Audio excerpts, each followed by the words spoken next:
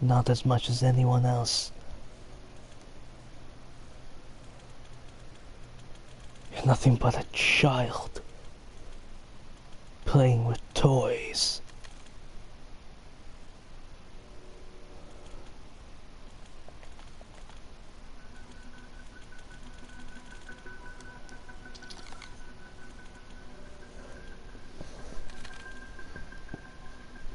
You know, so, you know, like, he basically tells her, you know, uh, everything you ever knew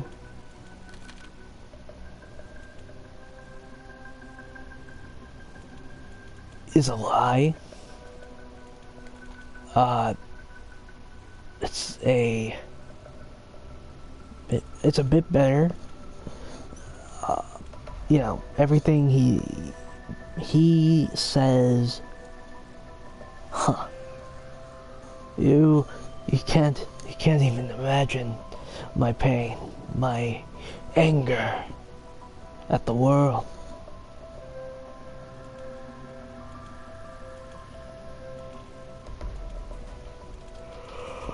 Oh, but that's the... So, I'm going to tell you my origins.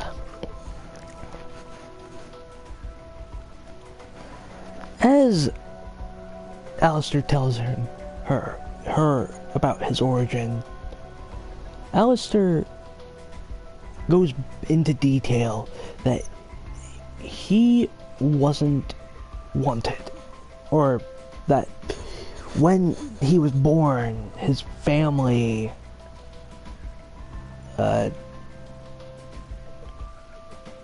his parents didn't know what he was.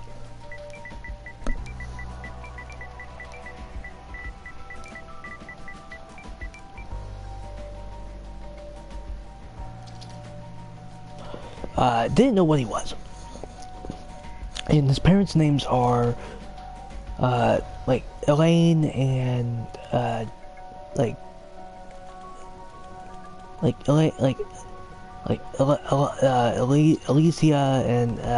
Alicia and, you know, like, Alicia and Paradiso.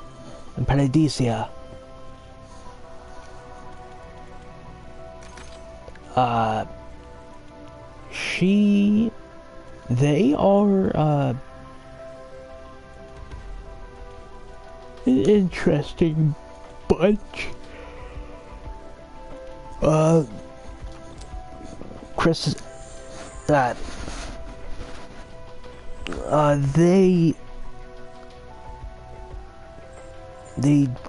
did not know that their son they did not know what their son was. So as he was growing up, he started absorbing,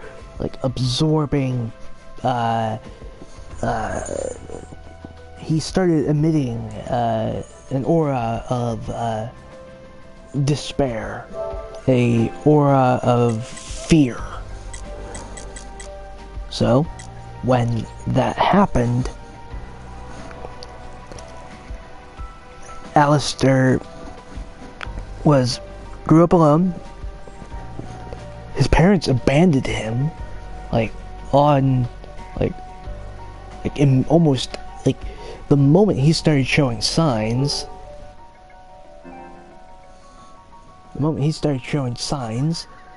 So, and then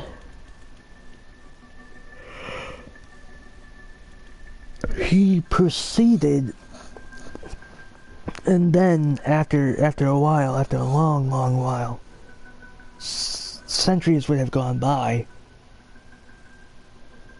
and then he was trapped. He was Shadow Rev, Dark Revan at that time saw him as a threat, and locked him away. And erased him. So that was the only good thing that Shadow Rev did.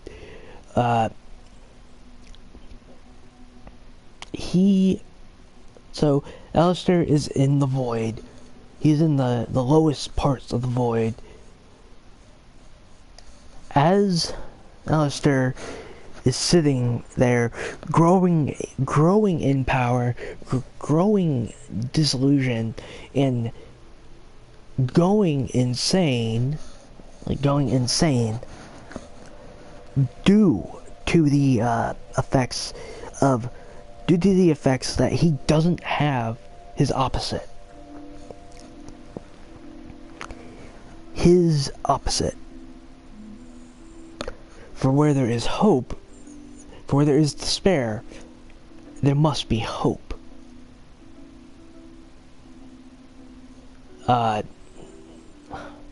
So, when Alistair got free, going into his when Alistair got free, he kidnapped Madison to get a look of what this Aetherian was. He looked at her and said, "You're not my equal." So after everything that happened,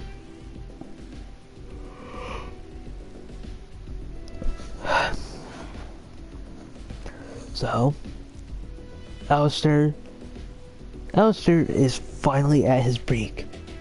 He is top dog now.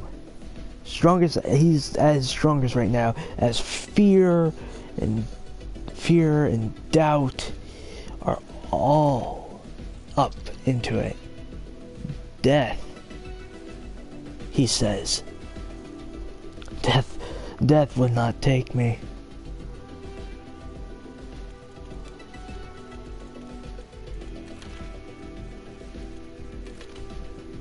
So, as they all kinda say, hey,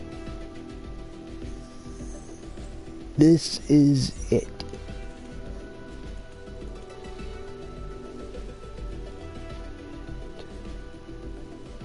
Oh, nice. Here, what's that?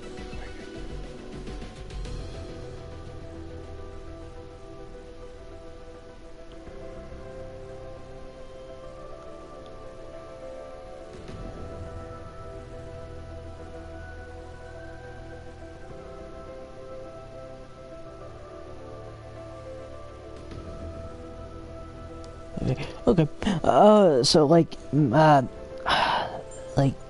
So Alistair tells her this, be like, you and I, we were always meant to meet. Always. We were always meant to meet. We were always meant to fight one another. And Eliza tells him, that's not true. It's not true. Now I get, but now we're gonna jump into the end. The end of all things. Now, while yes, I just got done, the Despair of All Things was always meant to be the shortest one. It was about 3 pages, and it was just his origins, what his plan was, and he didn't really even have a plan. He doesn't have this master plan. This master plan, it was to kidnap Madison as a child, bring her over to this dimension, get Eliza to meet him, and then proceed to shit talk her the entire time. But other than that, that's about it for what Despair was. It was oh yes, Despair. He is Despair. He is the despair for all things. He is fear. So, as he does this,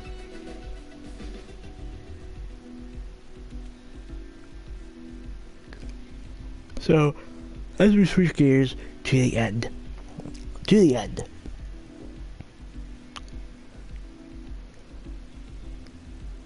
Eliza and him start, they start having a philosophy. It's all about philosophy, Eliza tells him, you have done, you, in your long life, your long life, have done horrible things, almost, to a point. So, and, like, you think hope and fear and despair don't mix well. They don't. It's been proven. How do you know that? How do I know that? Look at your family. A bunch of deceit. They can barely get along with another. Is that why you took medicine? Yes. Okay. What if I told you that our family is the exception?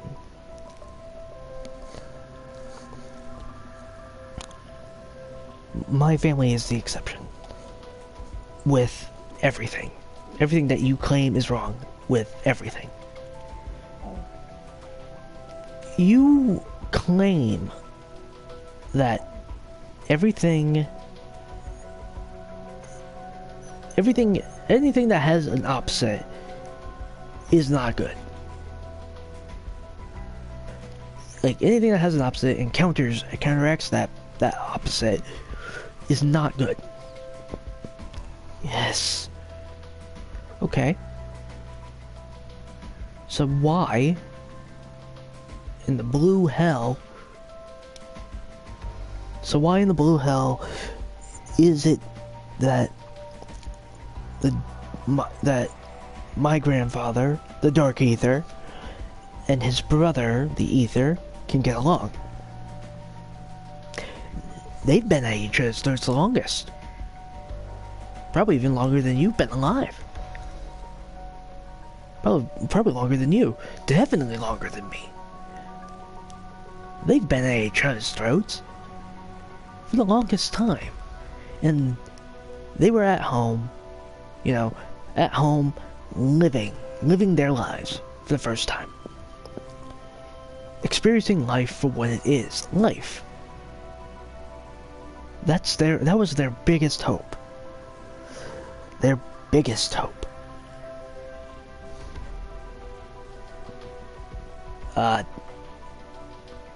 It's sad, really.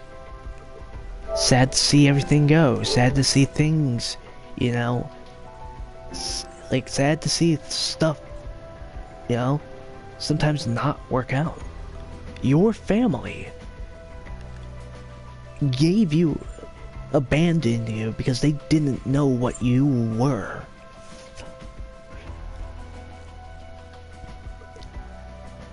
What you are. How special you were.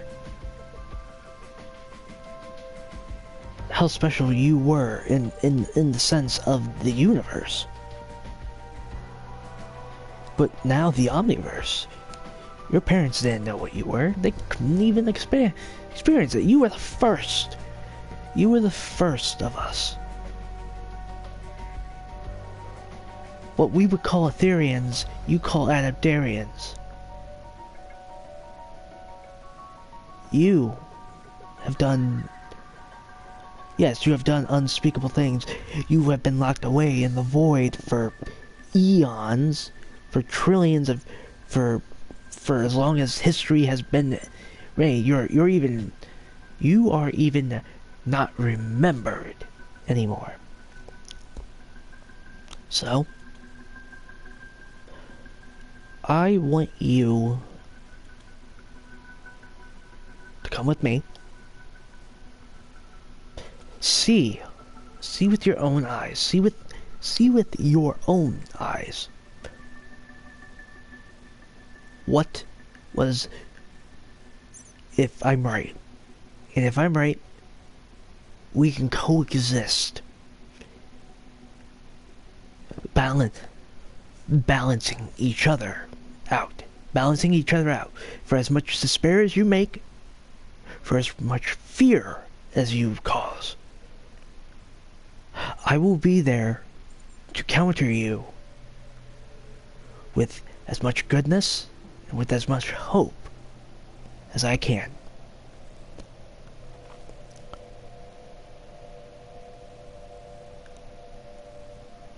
We are gonna go home.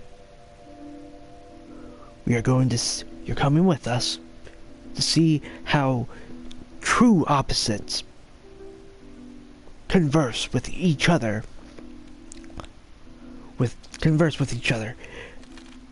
So, I want you to see how my father and my aunt converse with each other. As Eliza and Madison, say they are ready to come home, a portal from the void opens, or a portal from the dark ether opens, really, and they travel to their Earth, to their exact time, that, they left. Some of them left. Obviously, Madison got abducted as a child, as an infant, and now she is 16. She is 16 now. She doesn't even know her own mother's face. Her own mother's face, or her brother's faces. So, when she's the first to enter into the main universe, enter into what could be considered her life.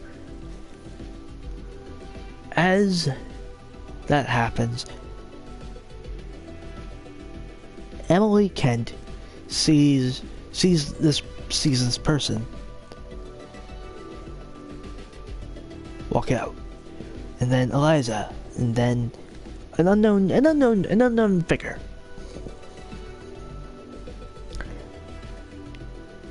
She immediately, from this unknown figure, pulls out a Glock. As a person in the military, as a protective mother would do, pulls out her gun, aims it at, Alistair, but Eliza steps in, saying, "Hold on, don't do anything. Don't do anything yet." He has agreed to not harm us at all. He has agreed not to harm us. He has agreed to see with his own eyes the relationships between the dark ether, the void, dark and light, darkness and light, to see how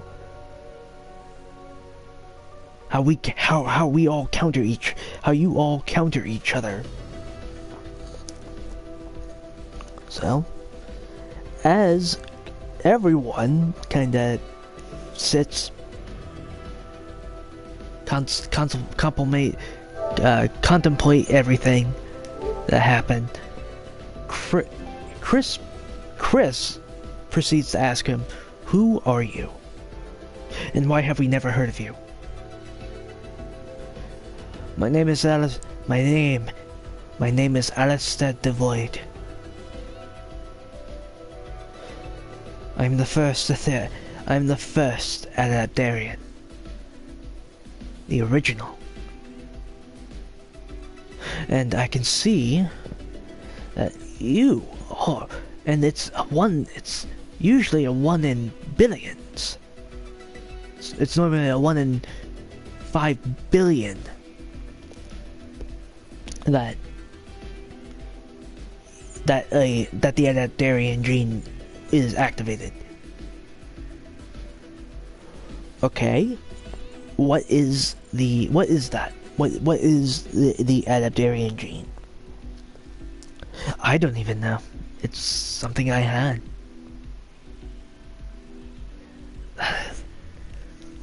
Think of it as a mutation, if you will. Think of it as a mutation in your body. For some, it activates. For others, it doesn't. You all have it, and it was active. That, in and of itself, is a miracle. And the fact that you all counter each other in terms of your abilities is impressive enough. And the fact that you can all live with each other and not go at each other's throats is even more impressive. Really. Yes. Yes, it is. It's very much impressive.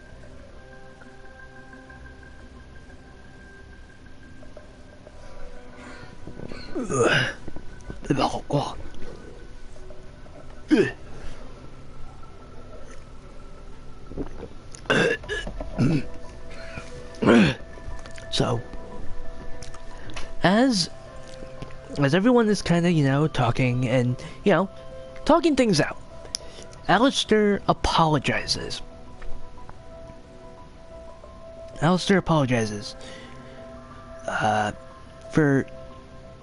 For kidnapping, Madison. For, wasting 16 years of time. But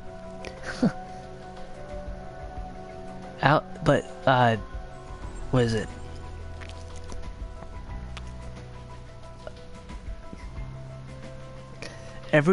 Everyone comes in and they pour a lot of power into this, into Madison, a lot of power, but they realize that they can't take away the virus, the T virus that's in her system, the virus that's in her system.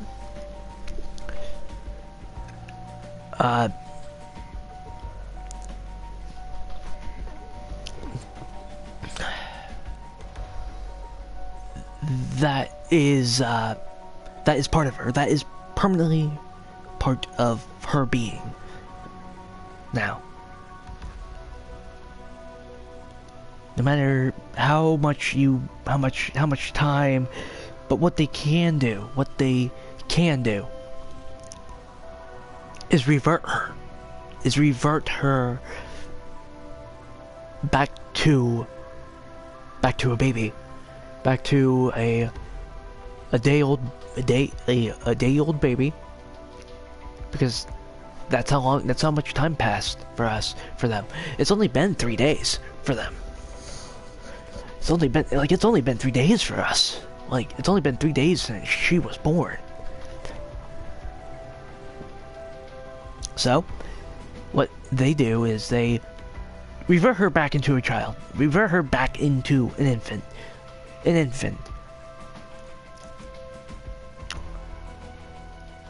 Alistair sees all the work that they're doing to revert her.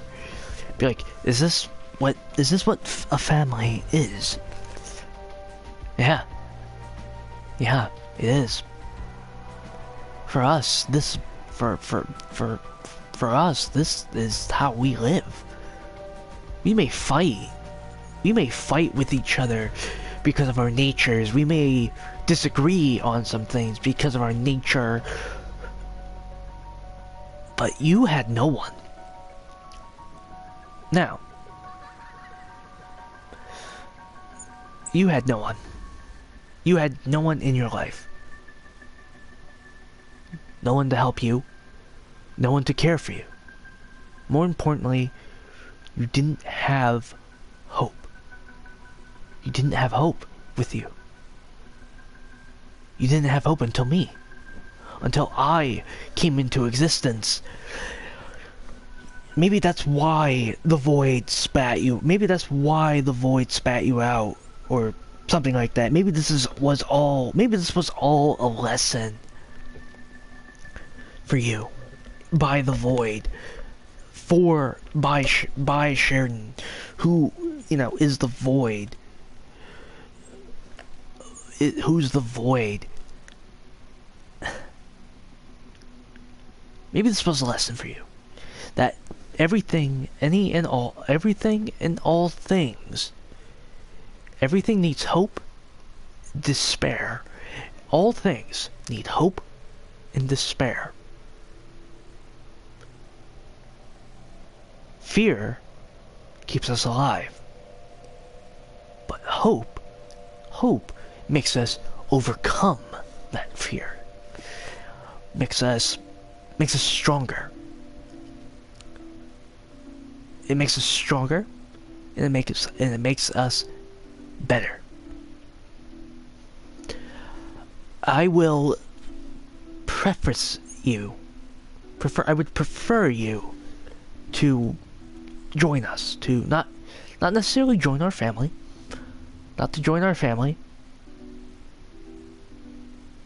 but to be around us, so that our energies can mingle with each other. Our energies can mingle with each other. Get familiar with it, as the Dark Aether and the Aether have before. So, as that happens, and Madison is reverted back into an infant, she will not remember anything at all. As she will not remember anything, she will grow up with her family, realize something is different, realize that, you know, she cannot be infected by any virus in the world. Grow up, ask them why this isn't happening, like, why isn't this all happening to her, and the characters will say, you know, you are special, like all of us. We are all special. So, as we go for that, I want to preference this so badly. This was it. This was it for me. Well, at least for this saga, this story. You know, it was, you know, 15 years, like, of my life.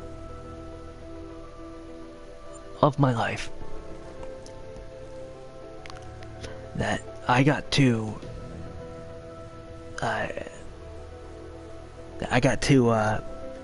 have friends who kind of supported me on this story, on this saga, in the world I created. So as we close the chapter of this saga, of this story, Chris, Inferno, Revan, Sheridan, Jen, Ludwig, Amelia, Alistair, Amelia, and a few others. And a few others. And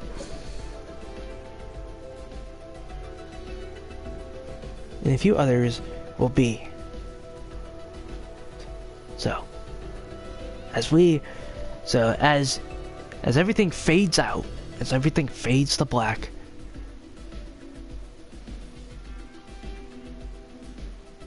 this isn't the end.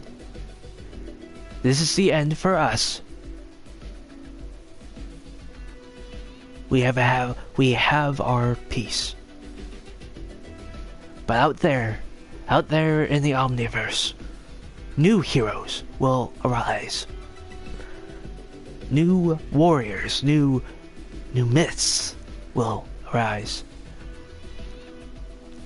New things will come.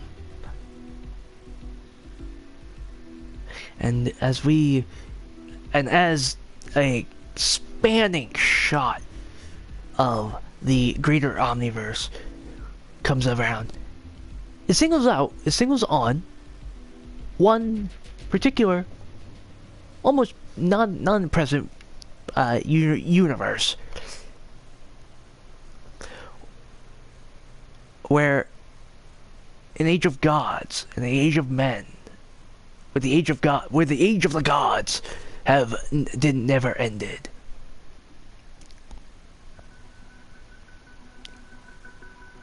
So as Chris and Inferno, as that happens, and as everything happened, we go to a familiar place, a familiar place, and everyone see, and then as the ink dries on the pen, and as the metaphorical ink dries on the pen,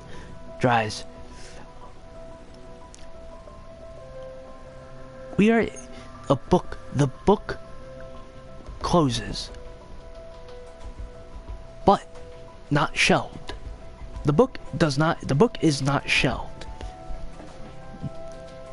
The book isn't shelved, not at all. As the chronicler, who in this interpretation is me. As I say, and is me. The chronicler is me. It was a pleasure. It was a pleasure, telling this story. Chronicling these adventures, chronicling every nuance of this story. Chronicling it, writing a complete timeline, and most of all,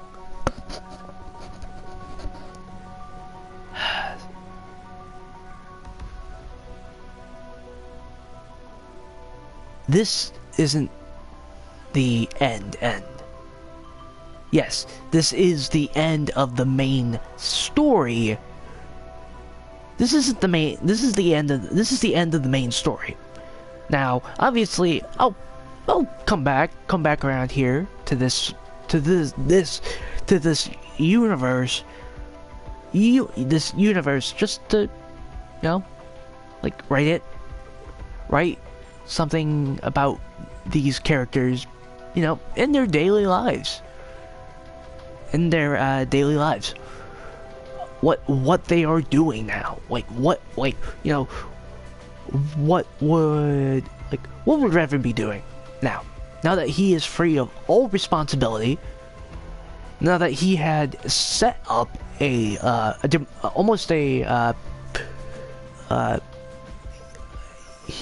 has a proxy ruler ruling in the Dark Aether for him. What about Sheridan? She rules the Omniverse. Well, some would say she can be literally everywhere and nowhere all at once. So she is, you know, as she has sat on the throne of the Omniverse. She is everywhere and nowhere all at once. She is omnipresent. She is omnipotent. She is omnipresent. She is all-seeing. She is omnipotent. She is all-present.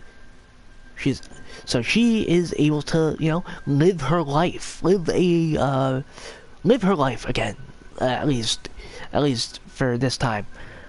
Chris and Inferno, they are, like, they don't know what they're gonna do now. Like, probably just finish high school.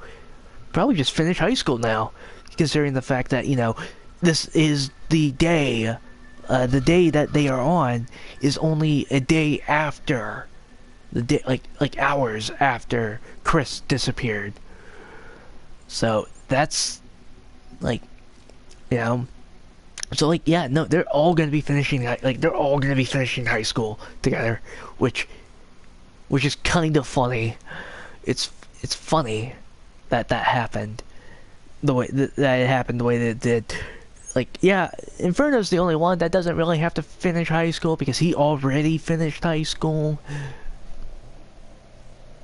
Sheridan kind of didn't need it. Sam didn't, like, Sam kind of needed it, but, like, other than that, like, that's it. Like, and yes, I am working on a new project called Champions of Myth, the Champions of Mythology, where at least right now, 4 champions are just getting started.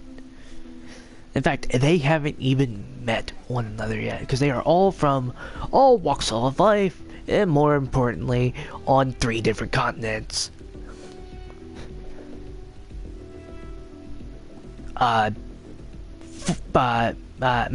Mac Lee is in America. He is a Chinese American. He will be the representative of the Chinese mythology. Grigor Fion's son will be the representative of the Norse mythology. Elizabeth Campbell will be the representative of the Celtic mythology, and Anna of Sparta will be the representative of the Greco-Roman mythology. So those are the 4 characters for right now. Probably gonna do more. Probably, I don't know when, but I'll probably get it done. Yeah, I'll probably get it done at some point. I don't know. I haven't really wrote much, but I do know what they're gonna be facing. So that's gonna be it. That's gonna be it for the Aetherian story for at least right now. Maybe I'll come back to it. Maybe I'll come back to it, see how it holds up and stuff. But that's about it. Peace.